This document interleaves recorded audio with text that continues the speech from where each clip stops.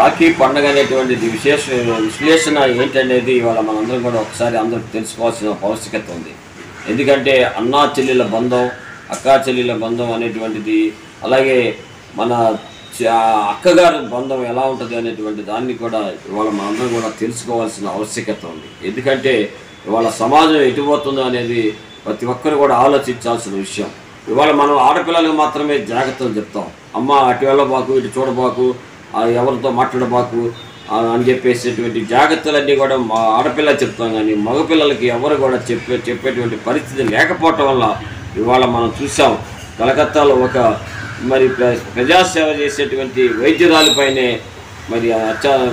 హత్య జరిగిందంటే వాళ్ళు మనం చూస్తూ ఉన్నాం. ఇలాంటి కార్యక్రమాలు జరగకుండా ఉండాలి అంటే ఈ అన్నా చెల్లెలు, అక్కా చెల్లెల బంధం అవసరమైనటువంటి భావంతోనే గతంలో మన పెద్దలు ఏర్పాటు చేసినటువంటి ఈ యొక్క రాఖీ పండుగ ద్వారా ఇవాళ మేము ఇచ్చేటువంటి సందేశం ఏంటంటే, మీ బిడ్డలకు కూడా, మీ మగ పిల్లలకు కూడా మీరు చెప్పాల్సిన బాధ్యత ఉంది. ఏమనంటే, ఎవరైనా ఒక అమ్మాయి ఆడపిల్ల కనిపించిందంటే నా అక్కయ్యో, నా చెల్లిలో, లేదంటే మా అమ్మగారు అనేటువంటి భావంతో ఉండాలి తప్ప వేరే నీచమైనటువంటి ఆలోచనతో ఉండకూడదు.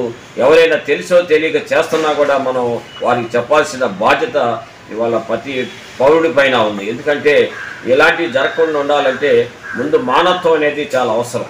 ఆ మానవత్వం అనేటువంటి అభివృద్ధి చేయాల్సిన బాధ్యత, గురుతర బాధ్యత ఇవాళ పురుషుల పైన ఉందని చెప్పేసి నేను చెప్పడానికి ఎటువంటి దానికి వెనక లేను అని చెప్పి తెలియజేస్తా ఉన్నా. ఎందుకంటే ఇది అందరి పురుషుల యొక్క అహంకారమే దీనికి ప్రధానమైనటువంటి కనిపిస్తుంది. కాబట్టి ఇవాళ ఈ రాఖీ పండుగ ద్వారా మనందరం కూడా ప్రతి మహిళని గౌరవించాల్సిన ఆవశ్యకత ఉన్నది అని చెప్పేసి మీ అందరికి కూడా, ప్రజలందరికీ కూడా తెలియజేస్తా ఉన్నాం.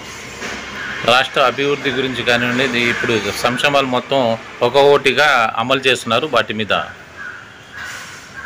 ఇవాళ చంద్రబాబు నాయుడు గారు తిరిగి మళ్ళా అధికారంలోకి వచ్చిన తర్వాత ఇక్కడ ప్రజలందరూ, ఆంధ్రప్రదేశ్లో ఉన్నటువంటి ప్రజలందరూ కూడా